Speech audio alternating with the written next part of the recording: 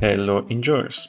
Today we're going to create our first third-person character. I'm going to tell you how to set up that character, set up inputs, and so on. Also, in the next video, I'm going to tell you how to make your character interact with a car, and you will be able to enter the car, drive it, and then escape the car and use your third-person character again. But for start, we need to create our third-person character, so let's begin. This is me from future. If you want to get my completed projects and created assets, you can subscribe to my Patreon. There you can find some assets and projects from my videos. I would appreciate any support.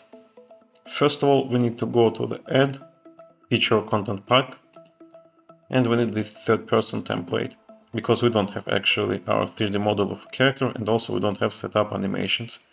And I'm not going to tell you how to create animations in this video, we're going to do that in the next ones, but currently let's use just template. So click on this Add to Project. Then let's go to the Blueprint, right click here and add new Blueprint class. And we need this character Blueprint class, so I'm going to use Blueprint of Player character. I'm going to use just Blueprint Player. Double click. Now we have these components here. If you remembered, in the actor you have only self and skin component. Here you have this capsule component, arrow component, mesh, and character movement. Capsule component is your physical representation of your character. This is actually your character in the world. Remember this because this mesh, this is your visual representation of your character. So this is just a model, but this is not your character. So yeah, let's add our character. Here you can find this skeletal mesh asset. Click here and use this SKM many. Or you can use Queen if you want. This is just a female version. I'm going to use many. Then you need to adjust location and rotation. You can see. Let's make this -90. This is standard one. And then you can see this arrow component. This arrow component is this blue arrow. And you can see it direction doesn't match to our character. It means rotation of our character is incorrect. So click on the mesh. And the rotation you need to change also to -90. Now it is correct. And remember these settings, -90, -90 on Z-axis. This is standard one for a lot of different type of models, not only just for a standard one. So remember -90, -90. Then we have this character movement. This is actually specific only for character blueprint. This allows your character walk, jump, run, and so on. This is the specific that makes difference between character and pawn. Alright, compile and save, click on the mesh, and here you can find this anim class. We don't have our custom animations, but we have this standard one, ABP many. Compile and save. Now we have our character. So next step, let's create Blueprint game mode, because currently if you start the game, you will get this car, and this is not what we want. We want to test our character. So go to the project settings. You have this game mode. You can of course change here your default pawn, but I'm going to create my own game mode. So right click here, Blueprint class, game mode base. Because I don't want to change vehicle game mode, I will use it later. So I'm going to use just game mode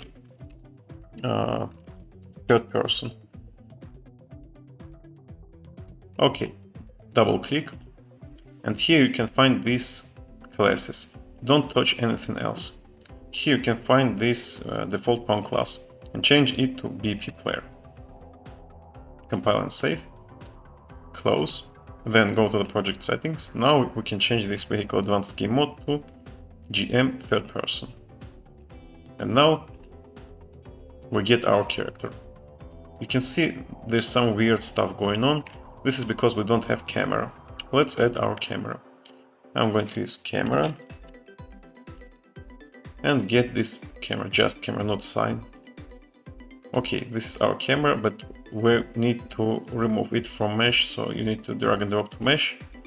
And now you can see there's no arrows. This is a correct one. Then we need to add another stuff which is called spring arm. And this is just a selfie stick. So you need to also remove it from camera, but you need to attach camera to spring arm, so you need to drag and drop camera to spring arm. Now this is correct. You can see spring arm is here. Remove this location and rotation.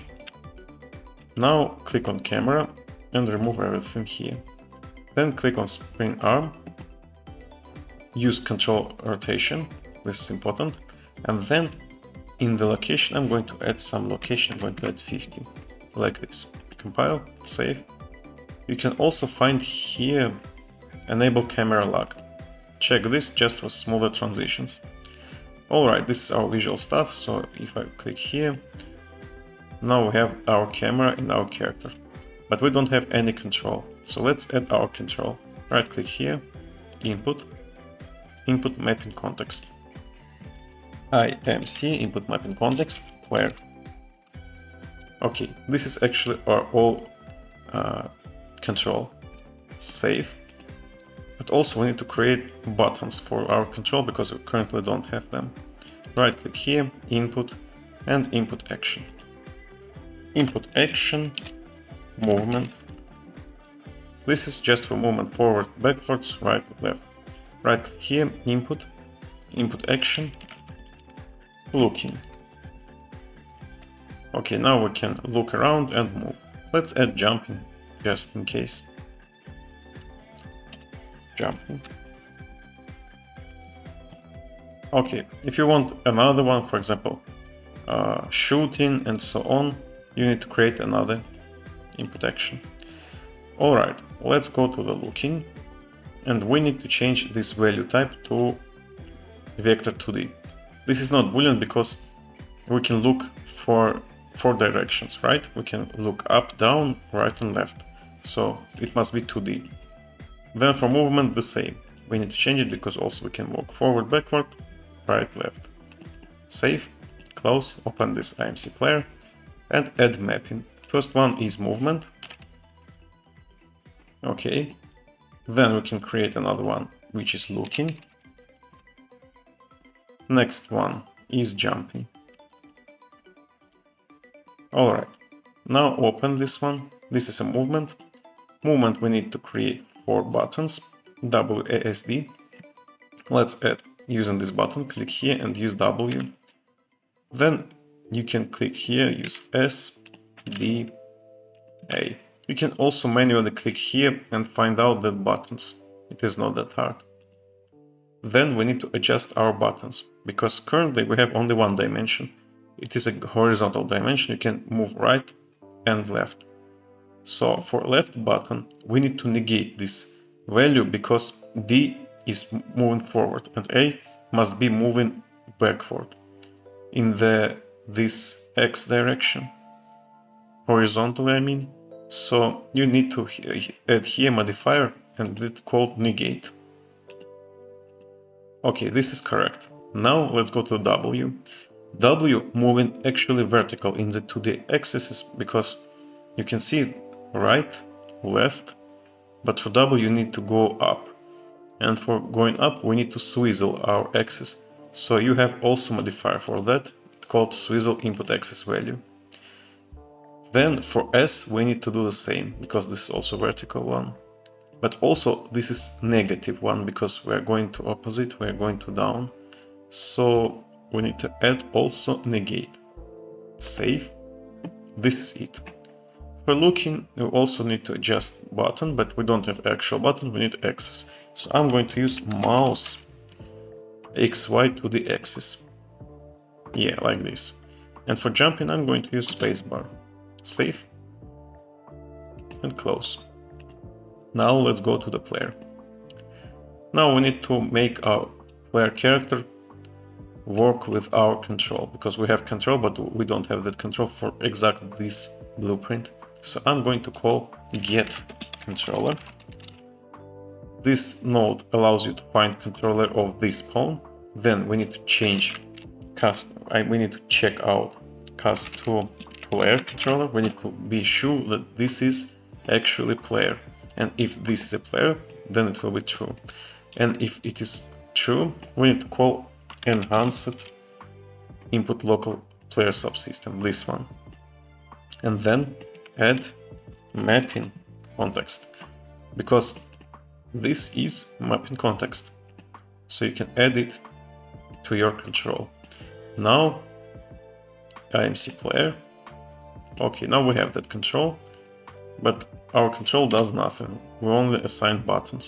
So now when I create AI movement, okay, now this button does nothing. But let's add something. Action value, right click on this blue pin and press split struct pin. Okay, now we have X and Y values. And let's add get forward vector. Okay, this is our movement from forward and backward. And let's add also get right vector. Alright, now we can add movement input, and you can click on this node and Control D, and you will get the same node again. Connect them to each other. Scale value. You can connect X and Y here. You can also make them look better. Double click on this pin. You can hold here and double click. Alright, like this. Now we need our wall directions. And let's check out. This is our forward direction, and forward is forward and backward, so it must be Y. And X is our right vector. And connect it here. Alright. We don't have rotation, so we need to call our control rotation, which is get control rotation. Yeah, but we can't mindlessly connect it here because our character actually can look down or up. And when it looks down, we don't need our character go down. We need our character go forward still. So we need only Z axis. So right click here, split struct pin, here also split struct pin, and connect only Z. Because we need our character to rotate only using this. For example, it must be 50, 90, minus 90, and so on. If you try to add other rotations, your character will move like this, and this is not correct.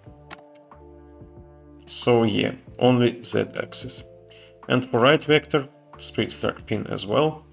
And here also Z, and you can add actually a roll, because when you have some animations for leaning towards direction of movement, you need also this rotation X.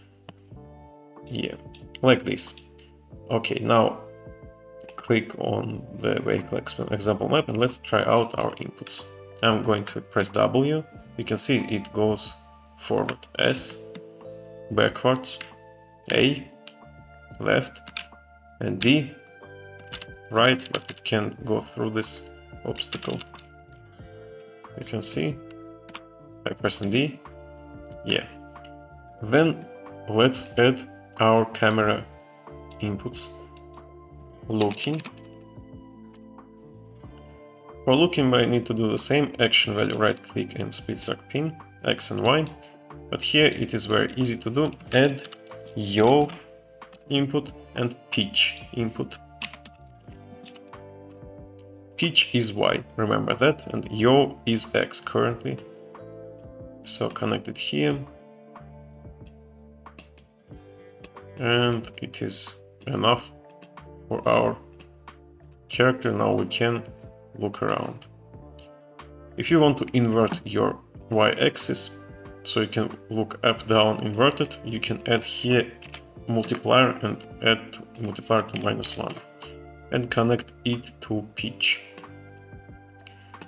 Yeah, like this. And also we need to do some adjustments for our third person character. First of all, click on the self and here type yaw and remove this use control rotation yaw. Compile, then go to the character movement and add here orient rotation of character to movement. So character will rotate now. If I try, you can see character now rotating instead of walking weirdly like crab. Okay, now our character is able to walk around and also looking around. Then let's add jumping. Okay, EA jumping. And here we need to click here. And you have this triggered, started, ongoing, cancelled, completed. Okay, triggered when you pressed once, and so that's all. Just pressed once. Started means that you pressed and hold. Ongoing is while you holding. Cancelled when you cancelled this input for some reason, or however you do that. And completed when you released the button. And for jumping, when it triggered and completed, because when you triggered, it must start to jump. Yeah, that's easy.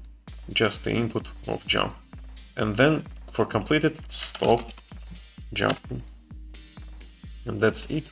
Now our character is able to walk around and jump.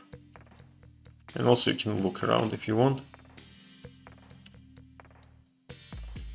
Like this. And you can see our character doesn't interact with this because our character is not vehicle. So if you want to make this interactable for also player, you need to change cast input for every single type of player character. So you need to check out player controller. Yeah. So for this video, I think this is it. I hope you enjoy. If so, hit the like button, share comments, subscribe to the channel and enjoy. See ya in the next video. We're going to have a lot of fun with vehicles and characters. So yeah, subscribe. See ya.